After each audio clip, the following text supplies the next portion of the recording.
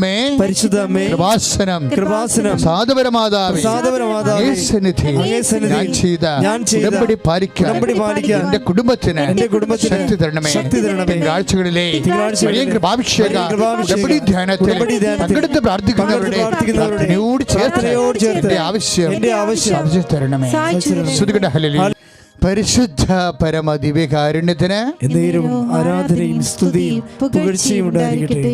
പ്രിയമുള്ളവരെ, നമ്മൾ മരിയൻ കൃപാഭിഷേക ഉടമ്പടി ധ്യാനത്തിലേക്ക് ആരാധന അഭിഷേകത്തോടു കൂടി എത്തിച്ചേർന്നിരിക്കുകയാണ്. ഈ ആരാധന സമയത്ത് അനേകം മക്കളെ കർത്താവ് സ്പർശിക്കുകയും സുഖപ്പെടുത്തുകയും ശക്തിപ്പെടുത്തുകയും വിടുതൽ നൽകുകയും ചെയ്തിട്ടുണ്ട്. നമുക്ക് സ്തുതിച്ചുകൊണ്ട് കർത്താവ് നന്ദി പറയാം. പരിശുദ്ധ പരമദിവ്യകാരുണ്യത്തിന് ആരാധനയും സ്തുതിയും പുകഴ്ചയും ഉണ്ടായിരിക്കട്ടെ.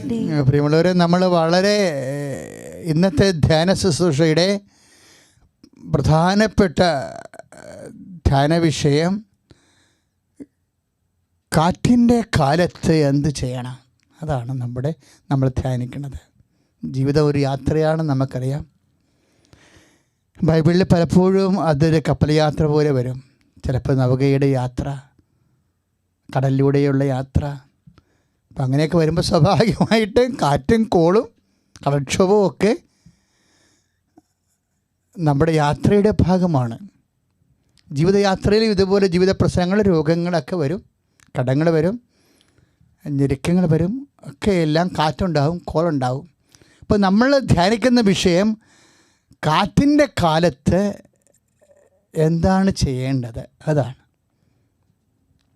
അപ്പോൾ കാറ്റിൻ്റെ കാലത്ത് എന്താണ് ചെയ്യേണ്ടത്? നിങ്ങൾ അച്ഛന് വഴിപാട് കിട്ടാനും വചനം കിട്ടാനും ഒക്കെ പ്രാർത്ഥിക്കണം.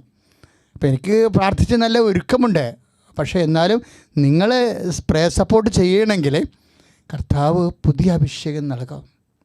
അഭിഷേകത്തിൻ്റെ ഒരു പ്രത്യേകതയാണ്. പഴയ അഭിഷേകമൊന്നുണ്ട്, പുതിയ അഭിഷേകമുണ്ട്. അപ്പോൾ ഏറ്റവും കറണ്ട് അഭിഷേകം നിങ്ങൾക്ക് നിൽക്കുന്നത് നിങ്ങളുടെ പ്രാർത്ഥനയിലാണ്. ഞാൻ അച്ഛനെ ആശ്രയിക്കുന്നത്. സ്തുതിക്കട്ടെ. ഹല്ലേലൂയ, യേശുവേ സ്തുതി, ഹല്ലേലൂയ, യേശുവേ ഹല്ലേലൂയ, ഹല്ലേലൂയ, യേശുവേ സ്തുതി, ഹല്ലേലൂയ, ഹല്ലേലൂയ, യേശുവേ സ്തുതി, യേശുവേ ആരാധന. നമ്മുടെ ഫേസ്ബുക്കിൽ ചാനലുകളിലൊക്കെ ഒരു രസകരമായ ചർച്ച നടക്കുന്നുണ്ട് ഇപ്പോൾ. അച്ഛന്മാരുടേതാണ്.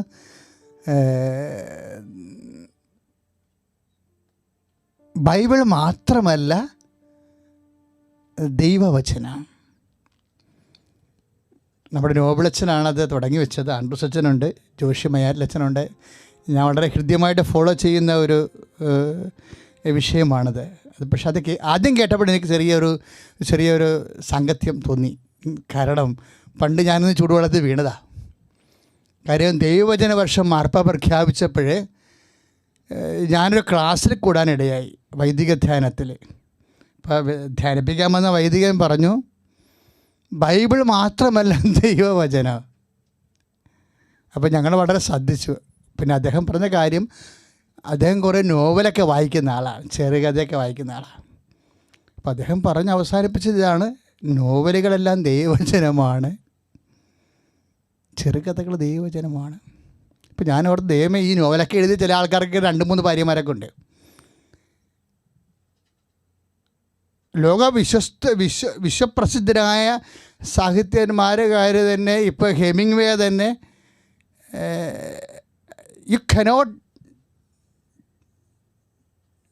You can destroy me, you cannot defeat me എന്നുള്ള മാനവികതയുടെ ഒരു വിജയത്തിൻ്റെ വലിയ പോസിറ്റീവ് തിങ്കിങ് കൊടുത്ത ആളാണ്.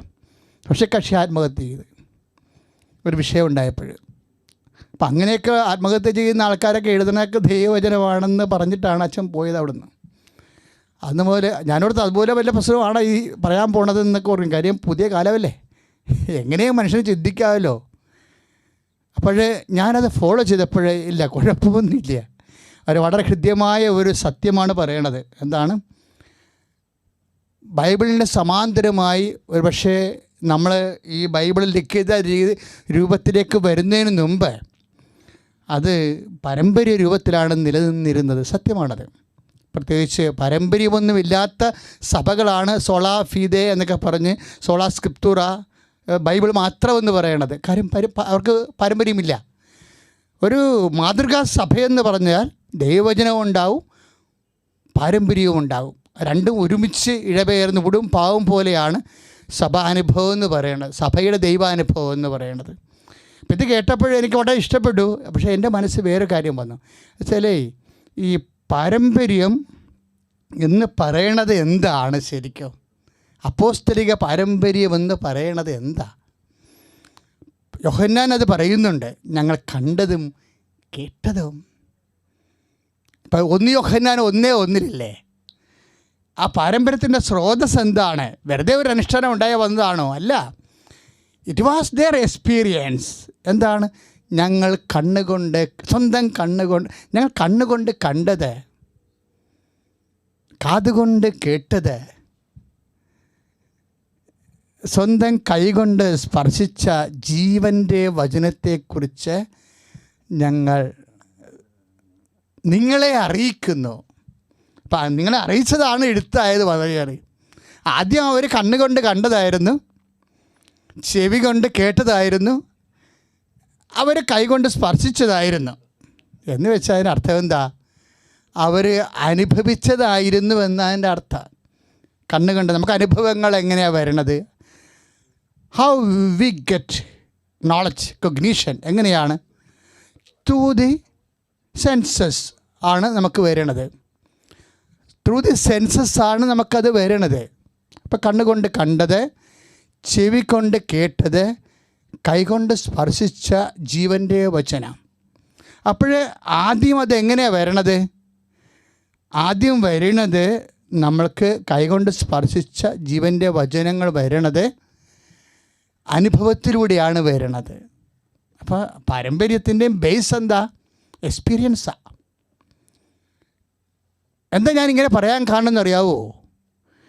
ഇപ്പോഴും നമ്മൾ നടപടി പുസ്തകത്തിൻ്റെ 17-27 വായിക്കുമ്പോൾ ഈ എക്സ്പീരിയൻസിനെ കുറിച്ചാണ് പറയേണ്ടത്. അനുഭവമാണ് പിന്നീട് വാമൊഴിയായിട്ടും വരമൊഴിയായിട്ടും ഒക്കെ മാറണത്. അനുഭവം അല്ലാതെ വെറുതെ ഇങ്ങനെ ഒരു നോവേർ ഇല്ലായ്മയിൽ നിന്നിങ്ങനെ ഒരു എക്സ്പീരിയൻസ് ഉണ്ടാവത്തില്ല. We must see, we must feel, we must experience, we must hear somebody. അവരെ നമ്മൾ അപ്പോസ്തലന്മാരെന്ന് വിളിച്ചത്. And this is apostolic church. Apostolic ചർച്ചിൻ്റെ പ്രധാനപ്പെട്ട കാര്യം എന്താണ്? അവർക്ക് പാരമ്പര്യം ഉണ്ടാവും. അവർക്കൊരു യഥാർത്ഥ ചർച്ചിനെ, വിശ്വാസ സമൂഹത്തെ കണ്ടെത്തുന്നത് എങ്ങനെയാണ്? Whether they have tradition or not, whether they have written word or not. നമ്മൾക്ക് അവർക്ക് വചന പാരമ്പര്യമുണ്ടോ, റിട്ടൺ പാരമ്പര്യമുണ്ടോ, സർവോപരി അവർക്ക് ട്രഡീഷൻ ഉണ്ടോ എന്ന്. പക്ഷേ അച്ഛൻ പറഞ്ഞ് ഞാൻ നിങ്ങളുടെ ശ്രദ്ധയിലേക്ക് വരുത്താൻ ഉദ്ദേശിക്കുന്നത് എന്താണ്? അതുപോലെ തന്നെയാണ് അതിൻ്റെ സോഴ്സ് എന്ന് പറയുന്നത് എക്സ്പീരിയൻസാണ്, അനുഭവമാണ്, ദൈവാനുഭവം എന്ന് പറയും. അതുകൊണ്ടാണ് നമ്മൾ നടപടി പുസ്തകത്തിൻ്റെ 17-27 അവിടുന്ന് ഓരോരുത്തർക്കും ഓരോ കാലങ്ങൾ കൽപ്പിച്ചു നൽകുന്നു. ഓരോ കാലങ്ങൾ, ഇപ്പോൾ കൊറോണ കാലമില്ലേ, ലോക്ക്ഡൗൺ കാലം, ഒരു പ്രത്യേക കാലമാണിത്. ഇതെന്തൊരു അപരിചിതമായ കാലം, നമ്മുടെ ജന്മത്തിൽ നമ്മൾ അനുഭവിക്കാത്തൊരു കാലം. ഇതിൻ്റെ വാക്സിൻ കണ്ടുപിടിക്കുന്നവരെ ഈ കാലം ഇങ്ങനെ പല വേഷത്തിൽ തുടർന്നുകൊണ്ടേയിരിക്കും, പല കോലത്തിൽ. ലോകത്തിലേക്ക് നമുക്ക് നയിക്കുന്നത് കാലവും കോലവുമല്ലേ. അപ്പോൾ അതാണ് കാലത്തിന് ഒപ്പിച്ച് കോലം തുള്ളണമെന്നൊക്കെ പറയരുത്. അപ്പോൾ ഇപ്പോഴേ ഈ രീതിയിൽ അങ്ങനെ പോകുകയാണ്. എന്താണ് അങ്ങനെ പോണത്? ഈ അനുഭവം എന്തിനാണ് ഉള്ളത്? 17-27 അവിടുന്ന് ഓരോരുത്തർക്കും വിഭിന്ന കാലങ്ങൾ നൽകുന്നു. എന്തിനാ? ഇത് സ്വന്തം അനുഭവത്തിലൂടെ അവിടുത്തെ കണ്ടെത്താൻ വേണ്ടിയാണ്. Praise the Lord. അനുഭവമാണ് അവിടുത്തെ പ്രശ്നം, അനുഭവമാണ് അവിടുത്തെ വിഷയം. അപ്പോൾ ഈ പാരമ്പര്യത്തിൻ്റെ സോഴ്സ് എന്താണ്? അനുഭവമാണ്. ദൈവത്തെ കാണണം. അപ്പോൾ പാരമ്പര്യവാദികൾ എന്ന് പറഞ്ഞൊരു കാര്യമില്ല, വചനവാദികൾ എന്ന് പറഞ്ഞൊരു കാര്യമില്ല. വചനമായാലും പാരമ്പര്യമായാലും അൾട്ടിമേറ്റ് അതിൻ്റെ എയിം എന്താ? V must experience God. ദൈവത്തെ നമ്മുടെ കണ്ണിന് അനുഭവിക്കണം, ദൈവത്തെ നമ്മളുടെ കാതിന് അനുഭവിക്കണം, ദൈവത്തെ നമ്മുടെ കൈക്ക് അനുഭവിക്കണം. We must feel and experience God, whether it is tradition or not, whether it is word or not. We must feel. എന്തായാലും അപ്പോൾ ദൈവ അനുഭവത്തിലേക്ക് നയിക്കാത്ത പാരമ്പര്യമാണെങ്കിലോ, മറ്റ് ഇൻട്രോസ്പെക്ട് ഈ വിഷയത്തിൽ അങ്ങനെ എന്തെങ്കിലും പാരമ്പര്യങ്ങൾ സഭയിൽ നിലനിൽക്കുന്നുണ്ടെങ്കിൽ ഇപ്പോൾ പുതപ്പ് നമുക്ക് എന്തിനുള്ളതാണ്? പുതപ്പ് നമുക്ക് തണുക്കുമ്പോൾ പുതച്ചിട്ട് ശരീരത്തിന് ചൂട് നൽകാനാണ്. അപ്പോൾ പുതപ്പ് നനഞ്ഞതാണെങ്കിൽ നമ്മൾ എന്ത് ചെയ്യും? പുതപ്പ് നമുക്ക് യൂസ്ലെസ് ആകും. ചില സമയത്ത് പാരമ്പര്യത്തിന് ഇങ്ങനെയുള്ള ഒരു അപായം സംഭവിക്കാം.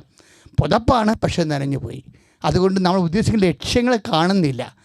അപ്പോൾ അങ്ങനെ വരുമ്പോൾ സ്വാഭാവികമായിട്ട് സഭ അതാത് കാലങ്ങളിൽ സിനഡൊക്കെ കൂടിയിട്ട് കാലിക പ്രസിദ്ധമായി ഇന്നത്തെ ജനങ്ങൾക്ക് അനുഭവവേദ്യമായ രീതിയിൽ ദൈവാനുഭവത്തെ പുനഃക്രമീകരിക്കാൻ വേണ്ടി അതിൻ്റെ എല്ലാ പാരമ്പര്യങ്ങളെയും പരിശോധിക്കും. അതിനുള്ള സംവിധാനം സഭയിലുണ്ട്. അതാണ് മാതൃകാ സഭയുടെ ലക്ഷണം. ശ്രുതികട ഹല്ലേലൂയ, യേശുവേ സ്തോത്രം, ഹല്ലേലൂയ, ശക്തിയോടെ സ്തുതിക്കട്ടെ. പരമദിവ്യകാരുണ്യത്തിന് എന്നേരവും ആരാധനയും സ്തുതിയും പുകഴ്ചയും ഉണ്ടായിരിക്കട്ടെ. എൻ്റെ മക്കളെ, നിങ്ങളൊന്ന് പ്രാർത്ഥിച്ച്, കർത്താവേ ഈ വചന ശുശ്രൂഷയിലെ പങ്കെടുക്കുന്ന ഞങ്ങൾക്ക് എല്ലാവർക്കും പരിശുദ്ധാത്മാവിനെ നൽകണമേ. കർത്താവിന്റെ വചനം കർത്താവ് ആഗ്രഹിക്കുന്ന പോലെ സ്വീകരിച്ച് ഈ കാലഘട്ടത്തിലെ കർത്താവിന്റെ സാക്ഷിയാകാൻ എന്നെ സഹായിക്കണമേ. ശ്രദ്ധിക്കട്ടെ. അനുഭവത്തിലൂടെയും ദൈവവചനം വരാം, അനുഭവത്തിലൂടെയും ഇക്കാലത്തും സംഭവിക്കാം. ഇക്കാലത്തും നമ്മളുടെ ഓരോ അനുഭവവും കർത്താവ് വെളിപ്പെടുത്തിയ ഓരോ വചനത്തിന് പലപ്പോഴും അനുപേക്ഷണവും അതുപോലെ തന്നെ അതിനോട് സാധർമ്യമുള്ളതും തൽസമമോ തൽഭവമോ ഒക്കെ ആയിട്ട് വരുന്ന അനുഭവങ്ങളാണ്. എല്ലാ അനുഭവങ്ങൾക്കും ഉണ്ടാവും. അതാണ് നമ്മൾ വചനം, ഇപ്പോൾ എഴുതപ്പെട്ട വചനങ്ങൾ കൃത്യമായി ധ്യാനിക്കണ കാരണം ഈ അനുഭവങ്ങൾ തുടരുകയല്ലേ. മനുഷ്യനുള്ളിടത്തോളം കാലത്തിനൊപ്പം മനുഷ്യനും അവൻ്റെ അനുഭവങ്ങൾ സഞ്ചരിച്ച് അതിലൂടെയാണ് ദൈവാനുഭവം ഉണ്ടാകുന്നത് ഇക്കാലങ്ങളിലെ. ഇപ്പം നമ്മൾക്ക് ഓരോ വചനത്തിനും, എഴുതപ്പെട്ട ഓരോ വചനത്തിനും നമ്മുടെ അനുഭവങ്ങളോടുള്ള സാധർമ്മ്യതയുണ്ട്. അത് കണ്ടെത്തുമ്പോഴാണ് ദൈവം നമ്മളിലൂടെ ഇപ്പോഴേ പ്രവർത്തിച്ചു കൊണ്ടിരിക്കുന്നു എന്ന്.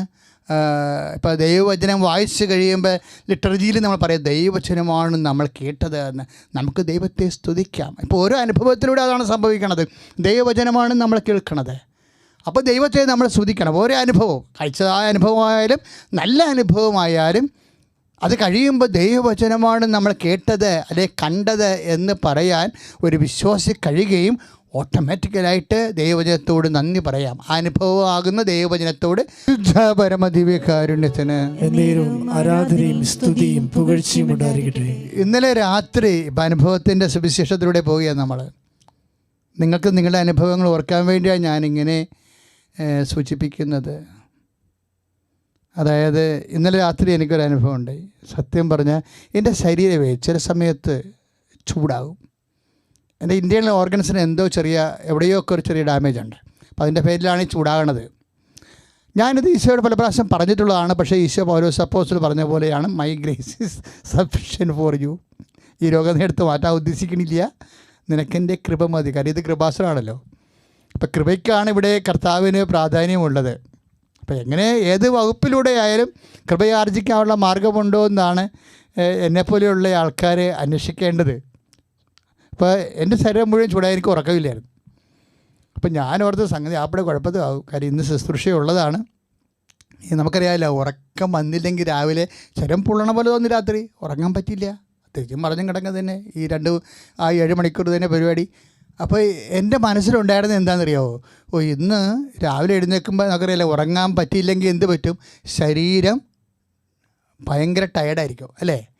അപ്പോൾ എന്തിനാണ് ഉറങ്ങണത്? നമ്മൾ ഫ്രഷാകാൻ വേണ്ടി ഉറങ്ങണത്. ഉറങ്ങിയില്ലെങ്കിൽ എന്ത് പറ്റും? ഫ്രഷ് ആകത്തില്ല, ഊർജ്ജം ഉണ്ടാകത്തില്ല. അപ്പോൾ ഞാനോടത്ത് ഇന്ന് എഴുന്നേൽക്കുമ്പോൾ തന്നെ ആകപ്പാടെ കൊളാപ്സായി പോകുമെന്ന്. പക്ഷേ ഞാൻ ഒരു രസമുള്ളത്, ഈ രാത്രി 12 മണി കഴിഞ്ഞിട്ടും ഞാനിങ്ങനെ ശരീരം ഇങ്ങനെ പുള്ളി ഉണക്കം വരാതിരിക്കുമ്പോഴൊക്കെ ഞാൻ ചെയ്തുകൊണ്ടിരുന്ന പരിപാടി എന്താണെന്നറിയാമോ? പരിശുദ്ധ പരമ ദിവ്യകാരുണ്യത്തിന് ഇപ്പോൾ ഈശോ ഉണ്ടല്ലോ, ഈശോനെ കാണുമ്പോൾ മാത്രമല്ല നമുക്ക് ഈ ദിവ്യാരാധന നടത്താനതേ. ഈശോയുടെ പല രൂപങ്ങളുണ്ടല്ലോ. പീഡിതർ ഈശോയുടെ രൂപമാണ്, ശരീരം പൊള്ളുന്ന രൂപം. അപ്പോൾ നമ്മൾ എന്താ ചെയ്യേണ്ടത്? പരിശുദ്ധ പരമ ദിവ്യകാരുണ്യത്തിന് എന്നേരവും. അപ്പോൾ ഞാൻ എന്തുമാത്രം പറഞ്ഞിട്ടുണ്ടെന്ന് ഒരു 500 പ്രാവശ്യമെങ്കിലും പറഞ്ഞു കാണും. പരിശുദ്ധ പരമ ദിവ്യകാരുണ്യത്തിന് എന്നേരവും ആരാധനയും സ്തുതിയും പുകഴ്ചയും. അപ്പോൾ കർത്താവിൻ്റെ ശരീരം കാണുമ്പോൾ നമ്മൾ എന്താ തോന്നണത്? നമ്മൾ ആരാധനയാണ് തോന്നുന്നത്. അപ്പോൾ നമ്മുടെ ശരീരത്തിൽ കർത്താവിൻ്റെ പീഡ നമ്മൾ അനുഭവിക്കുമ്പോൾ അത് കർത്താവിൻ്റെ നാമത്തിൽ നമ്മൾ കാഴ്ചവെച്ച് ദൈവത്തെ മഹത്വപ്പെടുത്തുമ്പോൾ നമുക്കുണ്ടാകുന്ന ആരാധന പ്രകരണമാണത്. എന്താണ്? പരിശുദ്ധ പരമ ദിവ്യകാരുണ്യത്തിന് എന്നേരവും ആരാധനയും സ്തുതിയും പുകഴ്ചയും ഉണ്ടായിരിക്കട്ടെ. ഞാൻ ഇങ്ങനെ പറഞ്ഞ് വെളുപ്പിന് ഏതോ സമയത്ത് മയങ്ങിപ്പോയി കാണും. ഞാനൊരു 7 മണിക്കായി ഇന്ന് താമസം എഴുന്നേറ്റ് 6:45.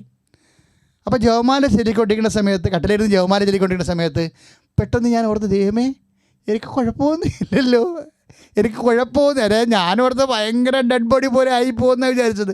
ഞാൻ ഇവിടെ ഭയങ്കര സ്മാർട്ടായിട്ടിരിക്കുകയാണ്, എനിക്ക് കുഴപ്പമൊന്നും ഇല്ലല്ലോ. അത് പക്ഷേ എന്നെ ചിന്തിപ്പിച്ചു.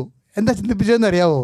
അതായത് ഞാൻ ലക്ഷ്യം വെച്ചത് എന്താ, എനിക്ക് ഫ്രഷ് ആയിട്ടുള്ള മോർണിംഗ് കിട്ടണം, കർത്താവിൻ്റെ ശുശ്രൂഷയുള്ളതാണ്, മിടുക്കനായി ഇന്ന് കർത്താവിൻ്റെ ശുശ്രൂഷ ചെയ്യണമെന്നാണ് ഞാൻ ഉദ്ദേശിച്ചത്. അപ്പോൾ ഇങ്ങനെ ഉറക്കം വരാതിരിക്കുമ്പോൾ ഞാൻ ടയേർഡായി പോയല്ലോ എന്ന് ഓർത്തിട്ടാണ് ഞാൻ വിഷമിച്ചത് രാത്രി. പക്ഷേ രാവിലെ എഴുന്നേറ്റപ്പോൾ എൻ്റെ പറ്റി ഞാൻ ഫ്രഷാണ്.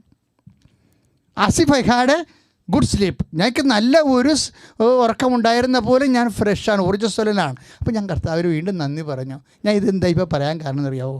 നമ്മൾ ആഗ്രഹിക്കണതൊന്ന്, ദൈവം ലക്ഷ്യം വെക്കുന്നത് വേറെ ഒന്ന്. എല്ലാം ആഗ്രഹം ഉണ്ടാവും, ആഗ്രഹത്തിനെല്ലാം ഒരു ലക്ഷ്യം ഉണ്ടാവും. നമുക്ക് ആഗ്രഹം ഉണ്ടാവും, പക്ഷെ അതേസമയം തന്നെ ആ പ്രാർത്ഥനയ്ക്ക് ആഗ്രഹത്തിനെല്ലാം ഒരു ലക്ഷ്യമുണ്ടാകും. ചിലപ്പോൾ ആഗ്രഹം നടക്കത്തില്ല, ആഗ്രഹം നടക്കത്തില്ലെങ്കിലും ലക്ഷ്യം നടക്കും. എൻ്റെ ആഗ്രഹം എന്തായിരുന്നു? എൻ്റെ ആഗ്രഹം എന്താ? ഉറങ്ങണം. അപ്പോൾ ഉറങ്ങണതിൻ്റെ ലക്ഷ്യം എന്താ? ഊർജ്ജസ്വലനായിട്ട് രാവിലെ കർത്താവിൻ്റെ ശുശ്രൂഷ ചെയ്യണം എന്നുള്ളതാണ്. പക്ഷേ രാവിലെ എനിക്ക് എൻ്റെ ആഗ്രഹം നടന്നില്ല, ഉറങ്ങാൻ പറ്റില്ല. പക്ഷേ രാവിലെ എഴുന്നേറ്റ് ഞാൻ ഊർജ്ജസ്വലനായിരുന്നു, ലക്ഷ്യം നടന്നു. ഇത് ഞാൻ ഈ ജപമാല ചൊല്ലിക്കഴിഞ്ഞപ്പോൾ ഞാൻ ഓർത്തേ, ഇങ്ങനെ ഒരു വചനമുണ്ടല്ലോ, കഴിഞ്ഞ ആഴ്ച പറഞ്ഞതാണ് നമ്മൾ. അതായത് കാറ്റിൻ്റെ കാലത്ത് കർത്താവ് കടലിൻ്റെ മീതെ വരുന്നു. അപ്പോൾ അപ്പോസ്തലന്മാരുടെ ആഗ്രഹം എന്താ? വള്ളത്തിൽ കയറ്റാൻ വേണ്ടി, കർത്താവിനെ വള്ളത്തിൽ കയറ്റാൻ വേണ്ടി അവർ ആഗ്രഹിച്ചു. 6:20 പൊടുന്നനെ വള്ളം കരക്കെടുത്തു. അപ്പം നമ്മളൊന്ന് ധ്യാനിക്കണത് എന്താണ്? കർത്താവിനെ വള്ളത്തെ കയറ്റാൻ അവർ ആഗ്രഹിച്ചത് എന്തിനാണ്? സുരക്ഷിതമായിട്ട് കരക്കെടുക്കാനാണ്. പക്ഷേ ആഗ്രഹം പോലെ നടന്നില്ല, കർത്താവ് വള്ളത്തെ കയറിയില്ല. പക്ഷേ 6:21 എന്താ പറയണത്? അവർ ലക്ഷ്യത്തിലെത്തിയെന്നാണ് പറയണത്. അപ്പോഴതിൻ്റെ അർത്ഥം എന്താണ്? എല്ലാം നടന്നു. അപ്പോൾ ചിലപ്പോൾ നമ്മുടെ ആഗ്രഹം പോലെ നടക്കത്തില്ല, കർത്താവിൻ്റെ ആഗ്രഹം പോലെ നടക്കും. അതാണ് കർത്താവ് നമ്മളെ പഠിപ്പിച്ച പ്രാർത്ഥനയും, ദൈ കിങ്ഡം കം, ദൈ വിൽ ബി ഡൺ. നിൻ്റെ തിരുമനസ്സ് നിറവേറണമേ. പ്രാർത്ഥനയുടെ ഉൾക്കൊള്ളുമ്പോൾ അതാണ് ശരിക്കും പറഞ്ഞാൽ. ഒന്ന് പ്രാർത്ഥിക്കുക, കർത്താവേ അങ്ങയുടെ ആഗ്രഹമാകുന്ന പ്രാർത്ഥനയുടെ ലക്ഷ്യം നിറവേറുമ്പോഴേ എന്റെ ആഗ്രഹം നടന്നില്ലെങ്കിലും അങ്ങയുടെ ആഗ്രഹം നടന്ന് ലക്ഷ്യം നിറവേറി അങ്ങേ സ്തുതിക്കാൻ ജീവിത അനുഭവങ്ങളിലൂടെ ദൈവവചനമാണ് ഞങ്ങളെ പഠിപ്പിക്കണമെന്നുള്ള ബോധ്യത്തിലൂടെ നിന്റെ സാന്നിധ്യം അനുഭവിച്ചുകൊണ്ട് നിന്നെ പുകഴ്ത്തി സ്തുതിച്ച് ക്ലേശകാലങ്ങളിലെ നിന്നെ മഹത്വപ്പെടുത്തി മുന്നേറാൻ എന്നെ സഹായിക്കണമേ. ശ്രദ്ധിക്കട്ടെ.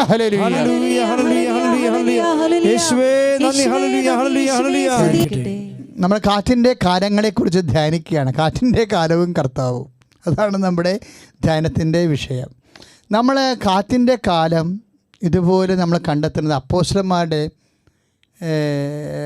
ഇത് നമുക്കറിയാം. ഈ തോണിയിൽ 6:21 തോണിയിൽ കർത്താവിൻ്റെ ആദ്യ അപ്പോസ്തലന്മാരാണ് ഉള്ളതല്ലേ, 12 പേര്. പിന്നീട് പൗലോസ് അപ്പോസ്തലൻ്റെ കാലം വന്നപ്പോൾ പൗലോസ് അപ്പോസ്തലനും ഇതുപോലെ കാറ്റിൻ്റെ കാലം വന്നായിരുന്നു.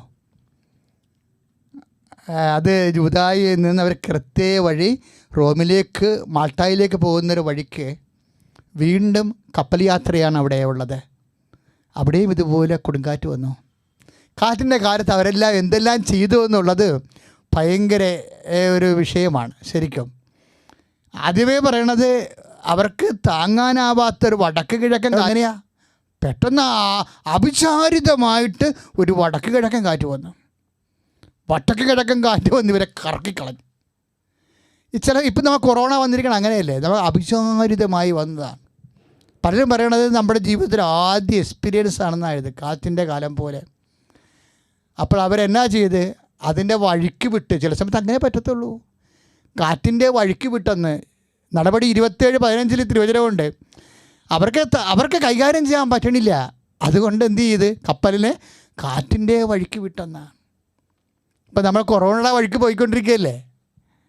പുറത്തിറങ്ങുമ്പോൾ മാസ്ക് വെച്ച് പുരാതന ഈ അന്യഗ്രഹ ജീവികളെ പോലെയല്ല മനുഷ്യൻ സഞ്ചരിക്കണത്. കൊറോണ വഴിക്ക് പോയിക്കൊണ്ടിരിക്കണത് നമ്മൾ. ആരും പുറത്തോട്ടിറങ്ങാതെ അല്ലേ, പരമാവധി വീട്ടിൽ തന്നെ ചിലവഴിച്ചുകൊണ്ട് നമ്മൾ ജീവിക്കുകയാണ്. കൊറോണയുടെ വഴിക്ക് നമ്മൾ പോയിക്കൊണ്ടിരിക്കുകയാണ്. ജീവിതം ഇങ്ങനെയാണ്.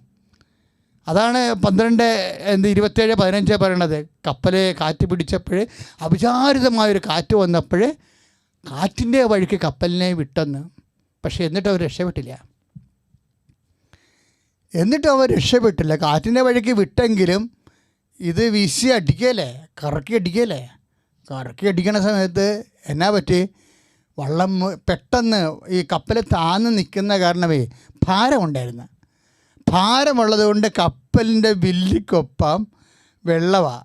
അപ്പോൾ അവരെന്നാ ചെയ്യണത്, അടുത്ത പരിപാടി എന്താ, അവർ കപ്പലിൻ്റെ ഭാരം കുറക്കും. അതൊക്കെ ഭയങ്കര സീരിയസാണ് ജീവിതത്തിൽ. ഇപ്പോൾ നമ്മൾ ഭാരം കുറച്ചില്ലേ, നമുക്ക് ഒരു വീട്ടിൽ തന്നെ ഒരു കൊച്ചിന് 2 മൊബൈലൊക്കെ ഉണ്ടായിരുന്ന വീടുകളൊക്കെ ഇപ്പോൾ ചാർജ് ചെയ്യണേ കുറച്ച് ഇല്ലേ, ഓരോ വീട്ടിലും ഓരോ TV ഒക്കെ അല്ലേ. എന്താ നമ്മൾ ജീവിച്ചു കൂട്ടിയ ജീവിതം. പ്രാർത്ഥന പോലും ഇല്ല, സന്ധ്യപ്രാർത്ഥനയില്ല. ഓരോരുത്തർക്കും അവരെല്ലാം തന്താങ്ങളുടെ വഴിക്ക് പോവുകയില്ലേ. ഇപ്പം പ്രവാസികളെല്ലാം തിരിച്ചു വരുന്നു. ഈ പ്രവാസികൾ കൊണ്ടുവന്ന കാശിനാണ് നമ്മൾ ജീവിച്ചതെന്ന് നമുക്ക് കുറേ അധികം ഒരു 60% കേരളം സർവൈവ് ചെയ്തത്. ജീവിക്കുകയല്ലല്ലോ നമ്മൾ ചെയ്തത്. നമ്മൾ അവരെപ്പോലും മറന്നുകൊണ്ട് ആർഭാടം കാണിച്ചവരില്ലേ, ഇല്ലെന്ന് പറയാൻ പറ്റുമോ? എല്ലാ വർഷവും ഓരോ കാറൊക്കെ വാങ്ങിച്ച് മാറണ ആൾക്കാരില്ലേ. ജീവിതം ഭാരങ്ങൾ. ഇപ്പം നമുക്ക് കാറുണ്ട്, പക്ഷേ ഇറക്കാൻ പാടാ. എവിടെ പോകണമെന്ന് ചോദിക്കാനൊക്കെ ആൾക്കാരായി. പണ്ട് ചോദിക്കത്തില്ലായിരുന്നു എവിടെ പോകണമെന്ന്. വല്ല ഉടായ്പ പറയുകയാണെങ്കിൽ അടിയും പിടിക്കും ചിലപ്പോഴും. അതാണ് അവസ്ഥ.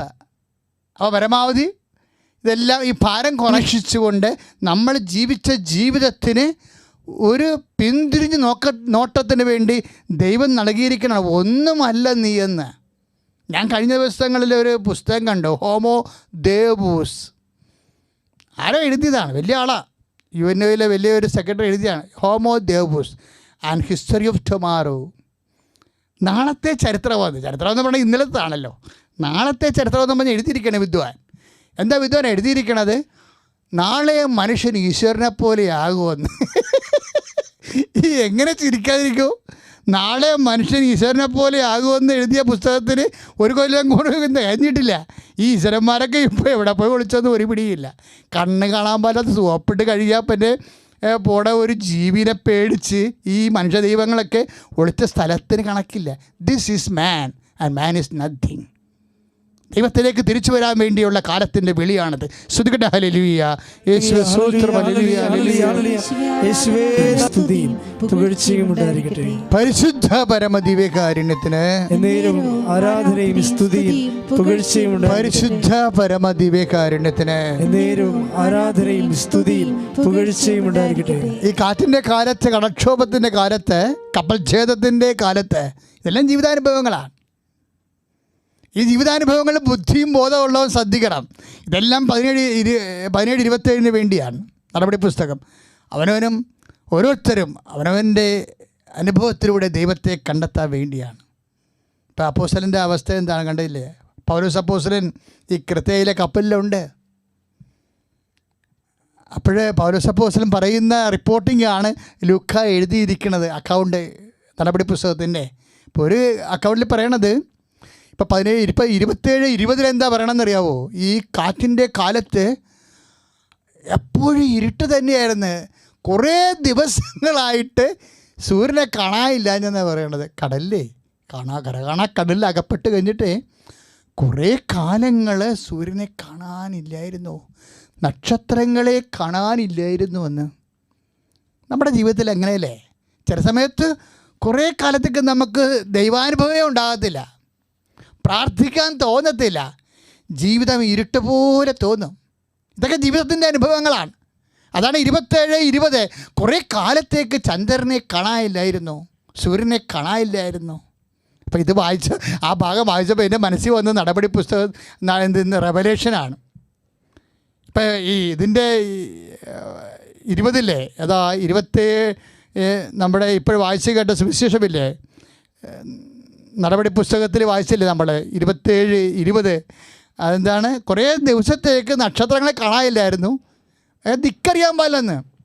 നക്ഷത്രങ്ങളറിയാം, കപ്പൽ യാത്രക്കാരറിയാമല്ലോ, മാരിടൈംസ് എപ്പോഴും ഈ വെള്ളികൾ കണ്ടാണ്. കപ്പൽ വെള്ളി എന്നും പറഞ്ഞ ഒരു നക്ഷത്രമുണ്ട്, വിടിയ വെള്ളി എന്നും പറഞ്ഞൊരു നക്ഷത്രം. വിടിയ വെള്ളി എന്ന് പറഞ്ഞാൽ പ്രഭാത നക്ഷത്രം, അല്ലെങ്കിൽ ഒരു ചോറ്റു വെള്ളി എന്ന് പറഞ്ഞ് വേറെ നക്ഷത്രമുണ്ട്. രണ്ടും ഒന്നാ, ശുക്രനാണ്. നമ്മൾ പ്രഭാത നക്ഷത്രം, മോർണിംഗ് സ്റ്റാർ എന്ന് പറയത്തില്ല, അതാണ് സംഭവം. പിന്നെ സമുദ്രതാരം എന്ന് പറയുന്നത് ഒരു നക്ഷത്രം തന്നെയാണ്. ഇവർ ദിക്കറിയാൻ വേണ്ടിയാണ്. ഇപ്പോൾ വിടിയ വെള്ളി ഉദിക്കുകയാണെന്നുണ്ടെങ്കിൽ കിഴക്ക് അറിയാൻ മതി, കിഴക്കാണ് ഉദിക്കണത്, ശുക്രനക്ഷത്രം. പ്രഭാത നക്ഷത്രം ഉദിക്കും. അസ്തമിക്കാൻ നേരത്തെ സംഭവം രാത്രി ഉദിക്കും, അത്താഴത്തിന് ഉദിക്കും. അതിനാണ് ചോറ്റ് വെള്ളി. ഭക്ഷണ കടലിൽ പോകുന്ന ആൾക്കാർ ചോറ് കഴിക്കണ സമയം, അത്താഴത്തിൻ്റെ നക്ഷത്രം. അപ്പോൾ അത് പടിഞ്ഞാറാണ്. പക്ഷേ ഇത് ഈ കിഴക്കും പടിഞ്ഞാറും ഒക്കെ അറിയണത് എങ്ങനെയാണ്? നക്ഷത്രങ്ങളാണ്. അപ്പോൾ ഇവിടെ ബൈബിളിൽ എന്താ എഴുതിയിരിക്കണേ? കപ്പൽ യാത്രക്കാരൻ കുറേ കാലത്തേക്ക് നക്ഷത്രങ്ങളെ കാണാനില്ലായിരുന്നു, ദിക്കറിയത്തില്ലായിരുന്നു. എങ്ങോട്ട് പോകണമെന്നറിയത്തില്ല, കര എവിടെയാണെന്നറിയത്തില്ല, എവിടെ അടുപ്പിക്കണമെന്നറിയത്തില്ല. No way left in the air. അതാണ് 27-20 ദിക്കറിയാത്ത. ഈ ചില സമയത്ത് നമ്മുടെ ജീവിതത്തിൽ ഉണ്ടാവും. ഏത് ജോലിക്ക് പോകണം, എവിടെ പോകണം, എങ്ങനെ, നമുക്കൊരു കുഴച്ചിലേ. ഈ കുഴച്ചിലിൻ്റെ കാലത്ത് നമുക്ക് വെളിച്ചമില്ലാത്തൊരവസ്ഥ വരും, ദിക്കറിയാത്ത അവസ്ഥ.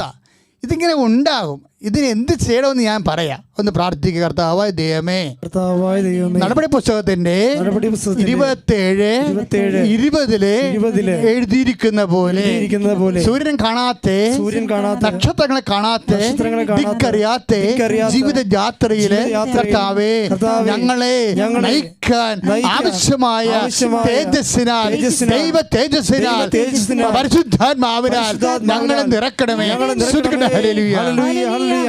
പരമദിവ്യകാരുണ്യത്തിന് ആരാധനയും സ്തുതിയും പുകഴ്ചയും ഉണ്ടായിരിക്കട്ടെ. പരിശുദ്ധ പരമദിവ്യകാരുണ്യത്തിന് ആരാധനയും സ്തുതിയും പുകഴ്ചയും ഉണ്ടായിരിക്കട്ടെ. ചില സമയത്ത് ജീവിതത്തിൽ ദിക്കറിയാൻ പറ്റാതെ വരും, എങ്ങോട്ട് പോകണമെന്ന് അറിയാൻ പറ്റാതെ വരും.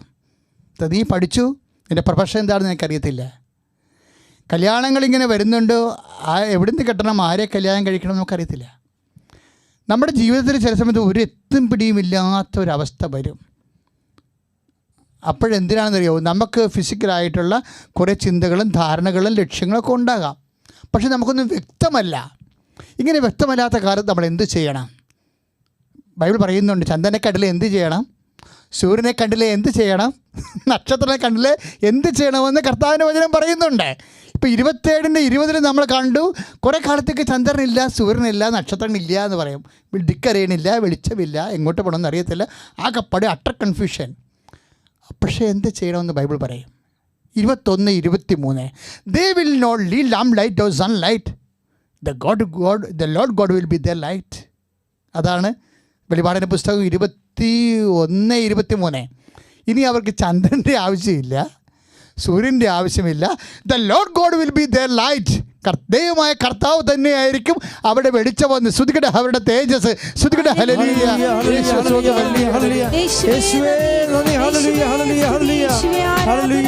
അപ്പം ധിക്കറിയാൻ പറ്റാത്ത കാലം ഉണ്ടാകും അല്ലേ? എന്താണ്? ദൈവത്തിൻ്റെ തേജസ്സാണ് അവ ആ സമയത്ത് മനുഷ്യനെ ആശ്രയിക്കേണ്ടത്. മനുഷ്യൻ്റെ ഉപദേശത്തെക്കാൾ ഉപരി ദൈവത്തിൻ്റെ തേജസ്സാണ് മനുഷ്യ. അതാണ് കർത്താവിൻ്റെ തേജസ്സായിരുന്നു അവിടെ വെളിച്ചമെന്ന്. ഇപ്പം നമ്മൾ 21-23 നടപടി വെളിപാടിൻ്റെ പുസ്തകത്തിൽ എന്താ പറയുന്നത്? The Lord God will be their light. ചന്ദ്രനെ കാണാത്തപ്പോൾ, സൂര്യനെ കാണാത്തപ്പോൾ, ചന്ദ്രനെ കാണാത്തപ്പോൾ, ഇരുട്ടിൻ്റെ കാലത്ത് ധിക്കറിയാത്തപ്പോൾ പ്രാർത്ഥനയുടെ സമയമാണത്. അല്ലാതെ വീഡിയോ ഗെയിം കളിക്കേണ്ട സമയമല്ലത്. അല്ലാതെ നമ്മൾ വിനോദം കളിക്കേണ്ട, ചീട്ട് കളിക്കേണ്ട, റമ്മി കളിക്കേണ്ട സമയമല്ലത്. കൊറോണ കാലം ധിക്കറിയാത്ത കാലമാണ്. അത് പ്രാർത്ഥനയുടെ സമയമാണ്. ദൈവത്തിലെ തിരിച്ചറിയണം. അതാണ് 27 ഈ നടപടി പുസ്തകത്തിൽ 27-20 പൗലോസ് ആ സമയത്ത് എന്താ ചെയ്തെന്നറിയാവോ? നമ്മൾ 27-29 വരുമ്പോൾ അതിമനോഹരമായ കാഴ്ചയുണ്ട്. ഈ കപ്പൽ യാത്ര 27-29 വരുമ്പോൾ പറയണത്, ഈ ഇരുട്ടിൽ പോയി ഞങ്ങളുടെ കപ്പൽ ഏതെങ്കിലും പാറക്കെട്ടിൽ ഇടിച്ച് തകരുമോ ഞങ്ങൾക്ക് തോന്നി. കുടുംബം അങ്ങനെ ഇടിച്ച് തകരുമല്ലോ. ഇപ്പം എല്ലാം ഡൈവേഴ്സൊക്കെ വരണില്ലേ, പല കുടുംബങ്ങളിലും ആവശ്യമുള്ളവരും ഇല്ലാത്തതിനൊക്കെ എല്ലാം ഡൈവേഴ്സ് എന്ന് പറഞ്ഞാൽ തൊട്ട കൈക്ക്. അപ്പോൾ അങ്ങനെ ഇടിച്ച് തകരണ സമയത്തുണ്ടാവും. കാരണം നിസ്സാര കാര്യം, നല്ല കുടുംബങ്ങളൊക്കെ നിസ്സാരമ സമയത്തൊരു വിവാഹം കൊണ്ട് ഇടിച്ച് കയറണ കാണാം. അപ്പോഴേ പൗലോസ് എന്താ ചെയ്തത്? ഇങ്ങനെ ഇടിച്ച് കയറണ സമയത്ത് വന്നപ്പോൾ എല്ലാവർക്കും സംഭവിക്കാം. ഇപ്പം ജോലി നഷ്ടപ്പെടും, കുടുംബം ഇടിച്ച് തകരും, അല്ലേ? പലരും ഇങ്ങനെ ഒരുമിച്ചൊക്കെ നിൽക്കുന്ന സ്നേഹം കൊണ്ടല്ലേ, സാമ്പത്തിക വരുമാനമൊക്കെ കൃത്യമായിട്ട് കിട്ടണതുകൊണ്ടാണ്. ഇല്ലാതെ വരുമ്പോഴേക്കും ഓരോരുത്തർ ലക്ഷണം വരണത്. എല്ലാം ഇങ്ങനെ പണ്ട് കുറുക്കൻ നിലച്ചായത്തിൽ വീണ് വിഷ്ണുവായിരിക്കണ പോലെയുള്ള വേഷംകെട്ടുകളാണ്. ജീവിതത്തിലൊരു അനുഭവങ്ങൾ വരുമ്പോഴാണ് സ്നേഹമായിരുന്നോ ഉണ്ടായിരുന്നത്, അഥവാ പൈസയുടെ പണത്തിൻ്റെ അഡ്ജസ്റ്റ്മെൻറ്റിൽ അങ്ങനെ കഴിഞ്ഞുകൂടി പോവുകയാണോ എന്നൊക്കെ. ഇതുപോലെ കാറ്റും കോളും ഒക്കെ വരണം. നമ്മുടെ പെയിൻ്റ് ഇളകണ സമയം ഉണ്ടാകണം. എന്തിനാണെന്നറിയോ? Whether you are sincere or not in front of God, ദൈവത്തിന് മുമ്പിൽ ആത്മാർത്ഥമായ വിശ്വാസത്തിൻ്റെ ജീവിതം തന്നെയാണോ നീ നയിക്കണത്, അതോ നിൻ്റെ ദൈവം ധനമാണോ എന്നറിയാൻ വേണ്ടി ആണ് ഇതുപോലെ നിങ്ങൾ ഇതാ ലോകത്തിൻ്റെ അധികാരി വരണം എന്ന് ഈശോ പറഞ്ഞില്ലേ? ലോകത്തിൻ്റെ അധികാരികൾ വരും, കൊറോണയായിട്ട് വരും, ചിലപ്പോൾ രോഗമായിട്ട് വരും. ഇതാ ലോകത്തിൻ്റെ അധികാരി വരുന്നു, അവന് എൻ്റെ മേൽ കാര്യമൊന്നുമില്ലെന്നാണ് കർത്താവ് പറഞ്ഞത്. വിശ്വാസയുടെ മേലെ ഒരു കൊറോണയ്ക്ക് ഒരു കാര്യമില്ല. മനുഷ്യപുത്രൻ എഴുതപ്പെട്ടിരിക്കുന്ന പോലെ കടന്നു പോകുമെന്ന് കർത്താവ് പറഞ്ഞില്ലേ? ലോകത്തിൻ്റെ അധികാരിയൊക്കെ വരുമ്പോഴങ്ങനെയാണ്. ഇപ്പോൾ 22 ലൂക്കാ സുവിശേഷത്തിൽ വായിക്കണതാണ്. അപ്പോൾ ഇങ്ങനെ ഓരോരോ കാലത്തേക്ക് പോലെ ഇരുട്ടിൻ്റെ ശക്തികൾ വരും. പക്ഷേ എൻ്റെ മേൽ കാര്യമില്ല, വിശ്വാസത്തിന് മേൽ അവന് കാര്യമില്ല, തൊടാൻ പറ്റത്തില്ല. അവരെക്കുറിച്ചൊരു കാഴ്ചപ്പാട് ദൈവത്തിനുണ്ട്. അതുപോലെ അവൻ കടന്നു പോകത്തുള്ളൂ, ദൈവം അവനെ നയിക്കത്തുള്ളൂ. കൈയടിച്ച് ശ്രദ്ധിക്കട്ടെ. നിങ്ങളോട് ഇനിയും ഞാൻ അധികം സംസാരിക്കുന്നില്ല. ലോകത്തിൻ്റെ അധികാരി വരുന്നു, എങ്കിലും അവൻ എൻ്റെ മേൽ കാരണമൊന്നുമില്ല. ഇതുപോലെയുള്ള ഓരോ കാലത്ത് ലോകത്തിൻ്റെ അധികാരികൾ വന്നുകൊണ്ടേയിരിക്കും. അവനെയൊന്നും വിശ്വാസികളുടെ ഒരു കാരണമില്ല ഒരു കൊറോണയ്ക്കും. അവൻ മനുഷ്യപുത്രൻ എഴുതപ്പെട്ടിരിക്കുന്ന പോലെ കടന്നു പോകും. അതാണ് ലൂക്കാ 22 നമ്മൾ വായിക്കുന്നത്. മനുഷ്യപുത്രൻ, ഇത് കർത്താവ് വിശ്വാസിയെ സംബന്ധിച്ചിടത്തോളം അവൻ്റെ ഹൃദയത്തിൽ കർത്താവിൻ്റെ വചനങ്ങൾ എഴുതിയിട്ടുണ്ട്.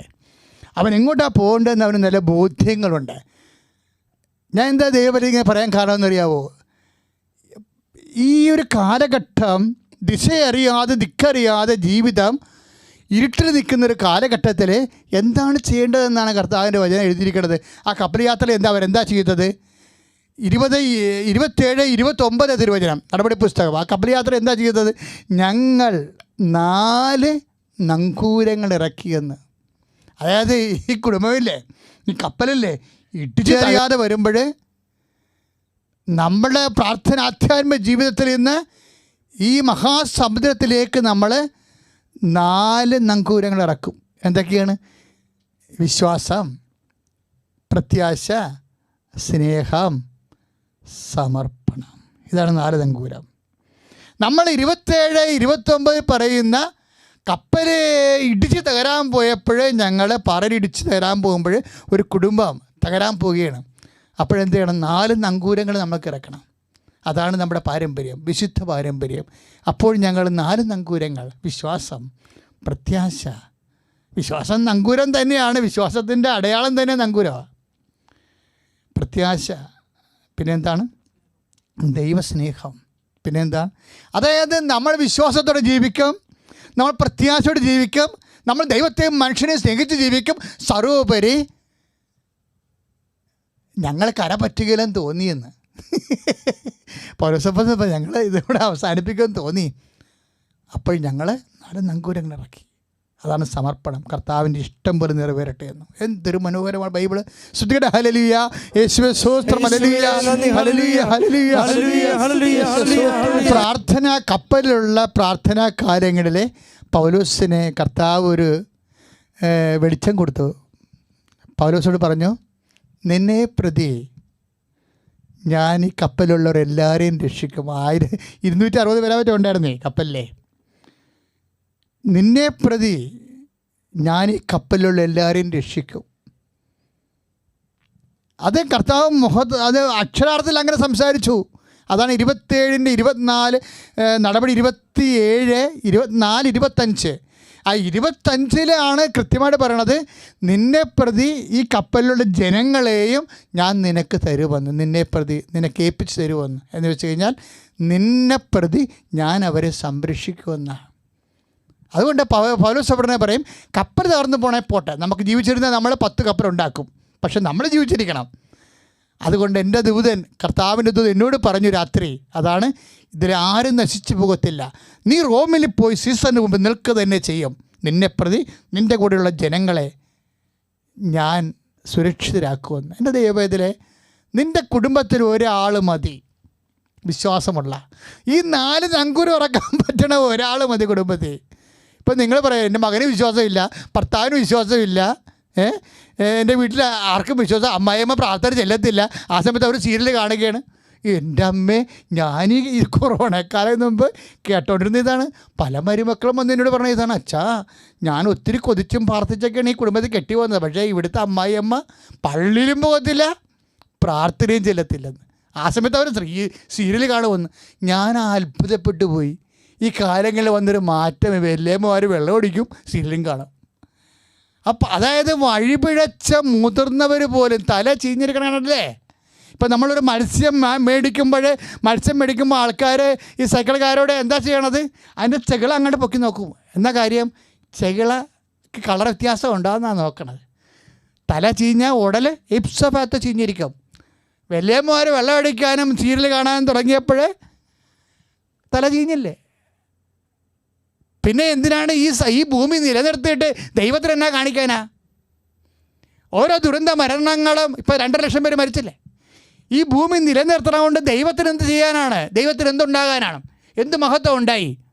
അപ്പോൾ ദൈവത്തെ മറന്ന് ജീവിക്കുമ്പോഴേ ഇതുപോലുള്ള അശനിവാദങ്ങളൊക്കെ നമ്മൾ വിളിച്ചു വരുത്തുകയാണ്. പക്ഷേ ഒരു കാര്യമുണ്ട്, ഒരു കുടുംബത്തിൽ ഒരാളുണ്ടായാലും മതി. പൗലോസ് അതുകൊണ്ടാണ് 27, 25 നിന്നെ പ്രതി ഈ ജനങ്ങളെ ഞാൻ സുരക്ഷിതമായി നിനക്ക് ഏൽപ്പിച്ചു തരുമെന്ന്. ദൈവവേദനെ നിൻ്റെ കുടുംബത്തിൽ നീ മാത്രമേ പ്രാർത്ഥിക്കാനുള്ളൂ, നീ മാത്രമേ വിശ്വസിക്കാനുള്ളൂ, നീ മാത്രമേ ദൈവത്തെ ശരണപ്പെടുന്നുണ്ടെങ്കിൽ നിൻ്റെ ഒറ്റ ബലത്തിൽ കർത്താവ് നിൻ്റെ കുടുംബത്തെ രക്ഷിക്കുമെന്ന് ഓർക്കണം. അതുകൊണ്ട് ഈ കുടുംബത്തിന് രക്ഷപ്പെടാൻ വേണ്ടി, കുടുംബത്തെ നിലനിർത്താൻ വേണ്ടി, നീ വിശ്വാസിയായി നിലനിൽക്കാനുള്ള കൃപയ്ക്ക് വേണ്ടി പ്രാർത്ഥിക്കട്ടെ, ശ്രദ്ധിക്കട്ടെ. കാറ്റും കോളും വരുമ്പോഴേ, കൽക്ഷോഭ കാലങ്ങളിൽ നമ്മൾ കൈവരിക്കേണ്ട ദൈവിക നിലപാടുകളെക്കുറിച്ചാണ് നമ്മൾ ധ്യാനിച്ചത്. നമ്മൾ വീണ്ടും രോഗസൗഖ്യ പ്രാർത്ഥനയിലേക്ക് പ്രവേശിക്കുകയാണ്. നിങ്ങൾ വളരെ സന്തോഷത്തോടെയും പ്രത്യാശയോടെ ഇരിക്കണം. കൃപാസനത്തിൻ്റെ ആരാധനയും നിങ്ങൾക്കറിയാമല്ലോ, അമ്മയുടെ മധ്യസ്ഥം അടിസ്ഥാനപ്പെടുത്തിയുള്ള ആരാധനയാണ്. അതുകൊണ്ട് തന്നെ ഈ ഉടമ്പടി ചെയ്തിരിക്കുന്നവരെല്ലാം അമ്മയുടെ പേരിലാണ് ഉടമ്പടി ചെയ്തിരിക്കുന്നത്, അമ്മയെ മധ്യസ്ഥയാക്കിക്കൊണ്ട്. ഓൺലൈൻ ഉടമ്പടി ചെയ്യാൻ ഇപ്പോഴും അവസരമുണ്ട്. നമുക്ക് 12,500 പേര് ഓൾറെഡി ചെയ്ത് കഴിഞ്ഞു. ഞങ്ങൾ ലോക്ക്ഡൗണോട് കൂടി അവസാനിപ്പിക്കുമ്പോൾ ഓൺലൈനും ഉള്ള സാധ്യതയും തീരും. അപ്പോൾ അതുകൊണ്ട് അതൊക്കെ മുമ്പ് ചെയ്യാനുള്ളവരൊക്കെ ചെയ്ത് മാറ്റണം. ഈ നിമിഷം മുഴുവൻ അച്ഛനോട് ചേർന്ന് പ്രാർത്ഥി. കർത്താവായ ദൈവമേ, കൃപാസനത്തിൽ വന്ന് കർത്താവേ, തീർത്ഥാടന ഉടമ്പടി ചെയ്തവരെ, ഇപ്പോൾ ഓൾറെഡി ഉടമ്പടി ചെയ്തിരിക്കുന്നവരും അവരുടെ ജീവിത ആവശ്യങ്ങളിലെ ഈ ആരാധനയെ ആശ്രയിച്ചുകൊണ്ട് അവർ പ്രാർത്ഥിക്കാൻ വേണ്ടി കർത്താവേ സമർപ്പിക്കുകയാണ്. അങ്ങനെയുള്ള ലോകം മുഴുവനും വേണ്ടി കർത്താവേ ഉടമ്പടി ചെയ്തിട്ടുള്ള എല്ലാ മക്കളുടെ മേലും ഈശോ അങ്ങയുടെ വലതുകരം ഈ നിമിഷം സ്പർശിക്കണമേ കർത്താവേ. അക്ഷരാർത്ഥത്തിലെ യേശുക്രിസ്തുവിന്റെ സൗഖ്യം ഈ നിമിഷം അവർക്ക് അനുഭവേദ്യമാകട്ടെ. ശ്രുതിക്കട്ടെ.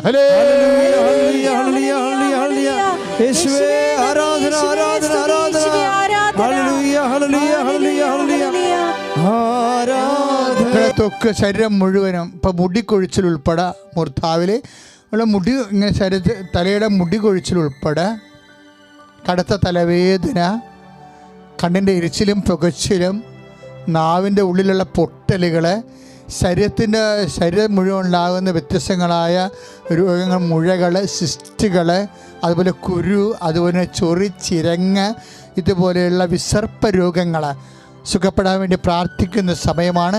അങ്ങനെയുള്ള രോഗികൾ മാത്രമല്ല, നിങ്ങളുടെ ബന്ധുക്കൾക്കോ സ്വന്തപ്പെട്ടവർക്കോ നിങ്ങളുടെ അറിവുള്ളവർക്കൊക്കെ ഈ രോഗമുണ്ടെങ്കിൽ നിങ്ങൾക്ക് പരിശുദ്ധാമ്മയുടെ മധ്യസ്ഥത്തിൽ അവർക്ക് വേണ്ടി പ്രാർത്ഥിക്കേണ്ട സമയമാണ്.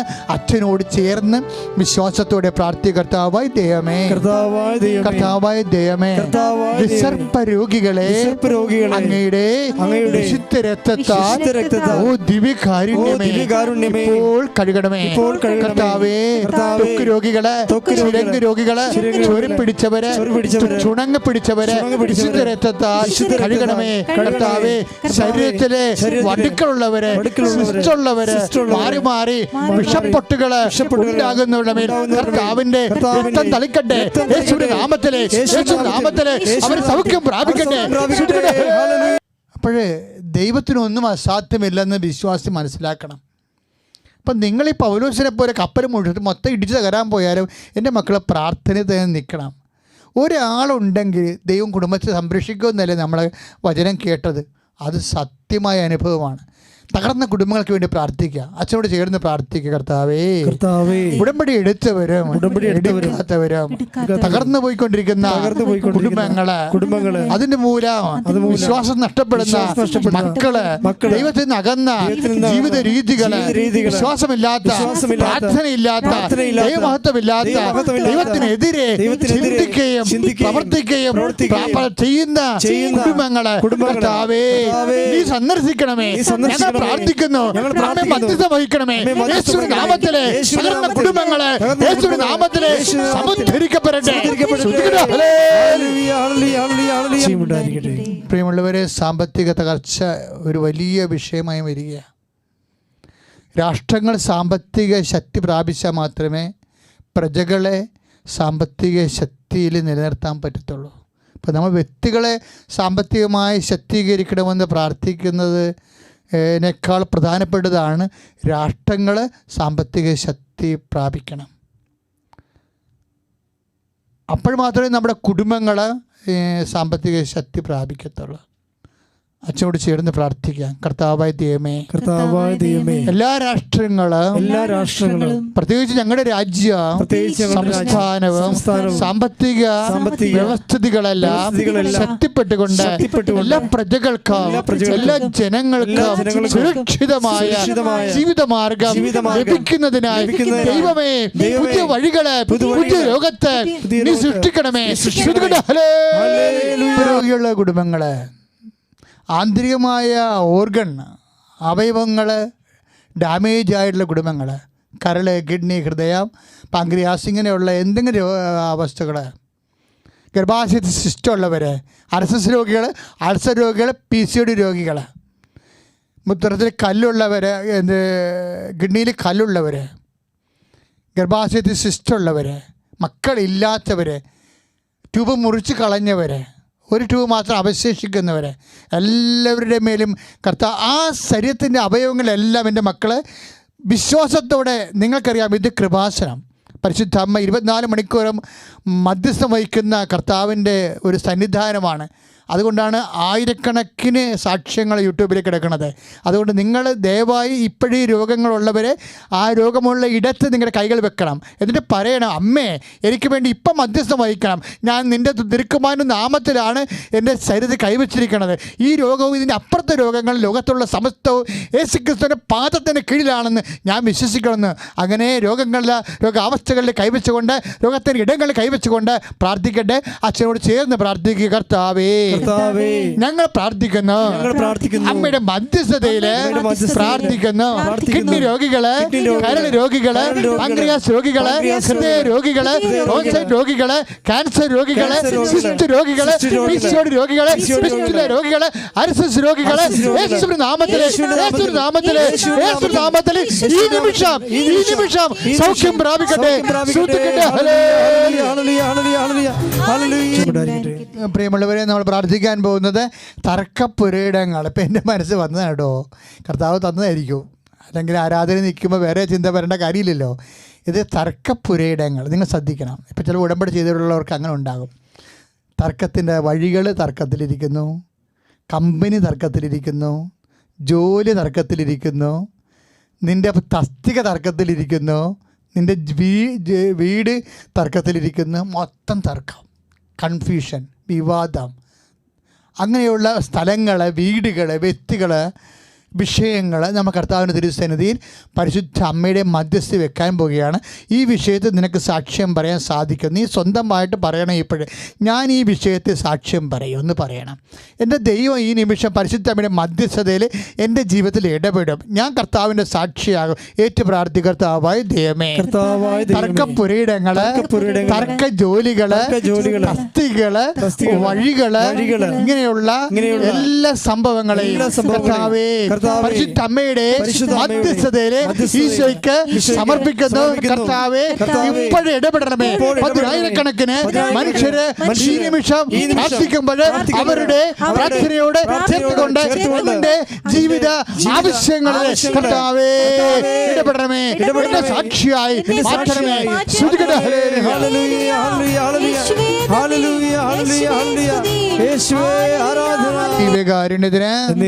ആരാധനയും സ്തുതിയും പുകഴ്ചയും ഉണ്ടായിരിക്കട്ടെ. മക്കളെ, വിറ്റുമാറാനുള്ള പറമ്പുകൾ, വിറ്റുമാറാനുള്ള വീടുകൾ, വാടക കൊടുക്കാൻ നിവൃത്തിയില്ലാത്ത വിഷയങ്ങൾ, വീടില്ലാത്തവർ, സ്ഥലമില്ലാത്തവർ, ഒരു സമാധാനത്തോടെ ജീവിക്കാനോ ഒന്ന് ഉറങ്ങാൻ പോലും പറ്റാത്ത അവസ്ഥയിൽ ജീവിക്കുന്ന ആ കടമരെല്ലാം കർത്താവിൻ്റെ കരുണ ഉണ്ടാകാൻ വേണ്ടി നിങ്ങൾ അച്ഛൻ പ്രാർത്ഥിക്കുമ്പോൾ ഞാൻ കാണിക്കുന്ന ആത്മാർത്ഥതയെങ്കിലും നിങ്ങളുടെ വിഷയം നിങ്ങൾ കാണിക്കണം. സീരിയസ് ആയിട്ട് വേണം ഈ ആരാധനയിൽ പങ്കെടുത്ത് പ്രാർത്ഥിക്കുക. കർത്താവായ ദൈവമേ, കർത്താവേ, വീടില്ലാത്തവരെ, സ്ഥലം വിറ്റുമാറാൻ ആഗ്രഹിക്കുന്നവരെ, അതിൻ്റെ പേരിൽ അവകാശങ്ങൾ കൊടുക്കാൻ ആഗ്രഹിക്കുന്നവരെ, കണ്ണീരോടെ പ്രാർത്ഥിക്കുന്ന കർത്താവേ, അവരുടെ വേദനകളെ ഏറ്റെടുക്കണമേ. എല്ലാവരുടെയും എല്ലാ വിഷയത്തിനും സമാശ്വാസത്തോടെ കർത്താവേ നിന്റെ ശക്തി ലഭിച്ച് അവർ സമാധാനത്തോടെ നിന്നെ മഹത്വപ്പെടുത്തി ജീവിക്കാൻ അമ്മേ, പരിശുദ്ധമേ, ഇപ്പോഴും മധ്യസ്ഥം വഹിക്കണമേ. സമയമാണ്. മക്കളില്ലാത്തവർ അടിവയറ്റ് കൈവച്ച് പ്രാർത്ഥിക്കണം. ഈ സമയത്ത് മക്കളില്ലാത്തവർ അടിവയറ്റ് കഴിച്ച് അമ്മയോട് പ്രാർത്ഥിക്കണം. അമ്മേ, ലോക്ക്ഡൗൺ കഴിയുമ്പോൾ, കൃപാസനത്തിൽ ഉടമ്പടി തുടങ്ങുമ്പോൾ, ഉടമ്പടി ധ്യാനം തുടങ്ങുമ്പോൾ അമ്മ എൻ്റെ ഉദരത്തിൽ നൽകിയ കുഞ്ഞിനെയും കൊണ്ട് വന്ന് അമ്മയുടെ അടുത്താരെ കയറാൻ എന്നെ സഹായിക്കണമെന്ന് കണ്ണീരോടെ പ്രാർത്ഥിക്കുക. ദൈവപൈതലേ, അമ്മ നിന്നെ സഹായിക്കും. 22 വർഷമായിട്ട് മക്കളില്ലാത്തവർ പോലും ഉടമ്പടി ചെയ്ത് മക്കളെ കിട്ടി സാക്ഷ്യം പറഞ്ഞില്ലേ? നിനക്കും വരാൻ കഴിയും. പഠനത്തിൻ്റെ ഒരു അനിശ്ചിതത്വം തുടരുകയാണ്. എൻ്റെ മക്കൾ നമ്മുടെ അധ്യയന വർഷം തുടങ്ങുമ്പോൾ ഒരു കൊഗാഗുലേഷനാണ്. അതെല്ലാം വ്യക്തതയാകാൻ വേണ്ടി പ്രാർത്ഥിക്കുക. നമ്മൾ വിപ്രവാസികളായ സഹോദരങ്ങൾ വന്നുകൊണ്ടിരിക്കുകയാണ്. കൃപാസനത്തിൻ്റെയും താക്കോല് കൊണ്ട് കളക്ടറിന് കൊടുത്തിരിക്കുകയാണ്. ഞങ്ങൾ സന്തോഷത്തോടെ ഏപ്രിൽ മാസം തന്നെ അത് ചെയ്തതാണ്. ഞങ്ങളെല്ലാവരും ഉള്ള സൗകര്യത്തിൽ ക്വാറന്റൈനിലേക്ക് നമ്മുടെ സഹോദരങ്ങളെ സ്വീകരിക്കാൻ കേരളം മുഴുവൻ ഒരുങ്ങിക്കൊണ്ടിരിക്കുന്ന സമയമാണ്. ഞങ്ങളും അതിന് പരിശുദ്ധ അമ്മയുടെ ആലയവും അതിനുവേണ്ടി തുറന്നു കൊടുത്തിരിക്കുക. എല്ലാ ക്വാറന്റൈനിൽ താമസിക്കുന്നവരെല്ലാം പെട്ടെന്ന് എല്ലാം നെഗറ്റീവായിട്ട് തിരിച്ച് പൊതുജീവിതത്തിലേക്ക് വരണം. അവരെല്ലാം സമർപ്പിച്ചുകൊണ്ട് പ്രാർത്ഥിക്കുക. ആരോഗ്യ പ്രവർത്തകരെയും മുഖ്യമന്ത്രിയെയും പ്രധാനമന്ത്രിയെയും അതിനുവേണ്ടി പ്രവർത്തിക്കുന്ന എല്ലാവരെയും, പ്രത്യേകിച്ച് പോലീസ് സഹോദരങ്ങളെ ഓർത്തുകൊണ്ട് പ്രാർത്ഥിക്കുക. നമ്മൾ ഈ കാലം കടന്നു പോവുകയാണ്. നമ്മളതിനെ അതിജീവിക്കുന്ന ദൈവത്തിലെ മൗനമായി പ്രാർത്ഥിക്കേണ്ട സമയമാണ്. ഉടമ്പടി എടുത്തവരെല്ലാം അച്ഛൻ ഓർക്കുന്നു. ഇവിടെ വന്ന് തീർത്ഥാടനം ഉടമ്പടി ചെയ്തവരുണ്ട്. മാതാവിൻ്റെ നടയിൽ വന്ന് ഉടമ്പടി ചെയ്തു പോയവർ, ഇപ്പോഴും ഓൺലൈൻ ഉടമ്പടി ചെയ്തുകൊണ്ടിരിക്കുന്നവരുണ്ട്. അവരുടെ എല്ലാ ആവശ്യങ്ങളെയും അച്ഛൻ ഇപ്പോഴ് പരിശുദ്ധ അമ്മ വഴി ഈശോയ്ക്ക് ഏൽപ്പിക്കുന്നു. നമുക്ക് ലോക്ക്ഡൗൺ തീരണവരെയാണ് ഓൺലൈൻ ഉടമ്പടിക്ക് സാധ്യതയുള്ളത്. അതുകൊണ്ട് അകലങ്ങളിലും വിദൂര രാജ്യങ്ങളുള്ളവരെ ഈ ദിവസങ്ങളിൽ തന്നെ ഉടമ്പടി ചെയ്യണമെന്ന് പ്രത്യേകം ഓർപ്പിക്കുന്നു. നിങ്ങൾക്കെല്ലാം വേണ്ടിയാണ് ഞങ്ങൾ ഈ ആരാധന നടത്തി പ്രാർത്ഥിക്കുന്നത്. ഇന്ന് വൈകുന്നേരം 5 മണിക്ക് മാതാവിൻ്റെ വണക്കമാസം ആരംഭിക്കുക 12-ാം ദിവസമാണ്. ഇതുവരെക്കും വണക്കം കൂടാത്തവർക്ക് പഴയ മെയ് 1-ാം തീയതി മുതലുള്ള വണക്കം യൂട്യൂബിലുണ്ട്. മറിയം തീർത്ഥാടനമാണ് നമ്മൾ. മറിയത്തിലൂടെ പരിശുദ്ധാത്മാവിലേക്കെന്നുള്ള വലിയ തീമിൽ വൈകുന്നേരം പെന്തക്കോസ്ത ഒരുക്ക ധ്യാനം കൂടിയുണ്ട്. അതിൻ്റെ കൂടെ വളരെ അനുഗ്രഹപ്രദമായ ഈ നിമിഷങ്ങളെല്ലാം നിങ്ങൾ പൂർണ്ണമായി പ്രയോജനപ്പെടുത്തണം. 20,000 പേരൊക്കെയാണ്, 30,000 പേരാണ് കൃപാസനത്തിൽ വണക്കം കൂടുന്നത് യൂട്യൂബിലും ഫേസ്ബുക്കുമായിട്ട് തത്സമയത്തിൽ. ഇപ്പോൾ വൈകുന്നേരം 5 മണിക്ക് വണക്കം ആരംഭിക്കും.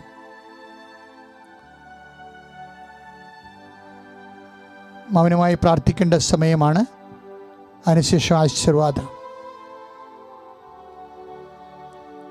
ആശീർവാദത്തിൻ്റെ സമയത്തും മക്കളെ ഈശോ അനുഗ്രഹിക്കും. ഞങ്ങൾക്കെല്ലാം വേണ്ടി പ്രാർത്ഥിക്കണം.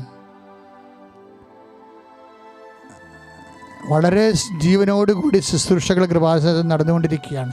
എല്ലാ ദിവസവും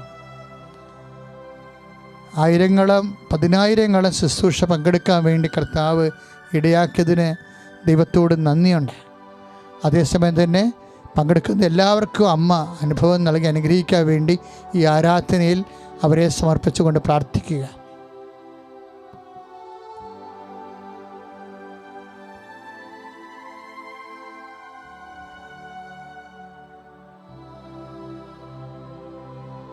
നിമിഷം ഓൺലൈനിലൂടെ പ്രാർത്ഥന ആരംഭിച്ച് ചോദിച്ചവരെ വണക്കത്തിലൂടെ വണക്കമാസം സമയത്തും കൃപാസനത്തിലേക്ക് പ്രാർത്ഥന ആവശ്യപ്പെട്ടവരെ എല്ലാവരും ഓർക്കുന്നു. ഈ ശുശ്രൂഷ നടന്നുകൊണ്ടിരിക്കുന്ന സമയത്ത് ഫേസ്ബുക്കിലൂടെയും യൂട്യൂബിലൂടെയും പ്രാർത്ഥനാ സഹായം അപേക്ഷിച്ചവരെ അച്ഛൻ്റെ ഇമെയിലിലേക്ക് ഒത്തിരി പേര് പ്രാർത്ഥനാ സഹായം അപേക്ഷിച്ചിട്ടുണ്ട്. എല്ലാവരുമായിട്ട് സ്യൂം ആപ്പിൽ ഓരോരുത്തരെ കണ്ടുകൊണ്ട് ഒരു ജപമാല ചൊല്ലി നിങ്ങൾക്ക് വേണ്ടി പ്രാർത്ഥിക്കാമെന്ന് ഞാൻ ആഗ്രഹിക്കുക.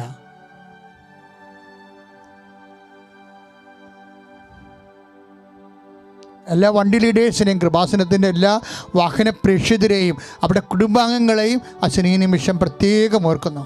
ഇവിടെ ഈ വിശുദ്ധമായ മണ്ണിൽ വന്നു പോയിട്ടുള്ള എല്ലാവരും ആരെങ്കിലും പ്രത്യേക പ്രയാസത്തിൽ ഇരിക്കുന്നുണ്ടെങ്കിൽ അവരെയും കർത്താവിന് തിരുമുറുവാർന്ന് വലതുകരത്താൽ ഈശോ ഈ നിമിഷം അനുഗ്രഹിക്കട്ടെ, ആശ്വസിപ്പിക്കട്ടെ. അവരുടെ സങ്കടങ്ങൾക്ക് കർത്താവിന് കണ്ണുനീരപ്പെട്ടെ എന്ന് പ്രാർത്ഥിക്കുന്നു. നമുക്ക് സമാപന ആശീർവാദം സ്വീകരിക്കാം.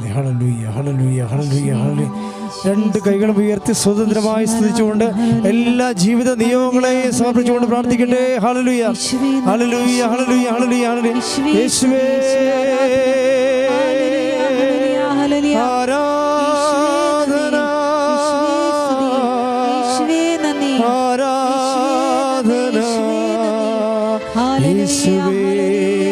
സ്തുതിക്കട്ടെ സ്തുതിക്കട്ടെ. Hallelujah hallelujah hallelujah hallelujah hallelujah. യേശുവേ നന്ദി. Hallelujah hallelujah hallelujah hallelujah. യേശുവേ ആരാധന ആരാധന.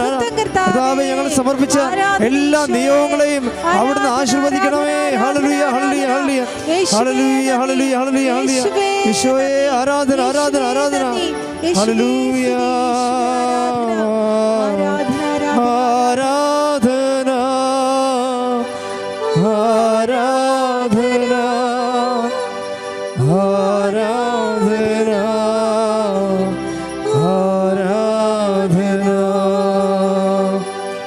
പരിശുദ്ധ പരമമാ ദിവ്യകാരുണ്യമേ എന്നുമെന്നും അങ്ങേക്കാരാധന. പരിശുദ്ധ പരമമാ ദിവ്യകാരുണ്യമേ എന്നുമെന്നും അങ്ങേക്കാരാധന. പരിശുദ്ധ പരമമാ ദിവ്യകാരുണ്യമേ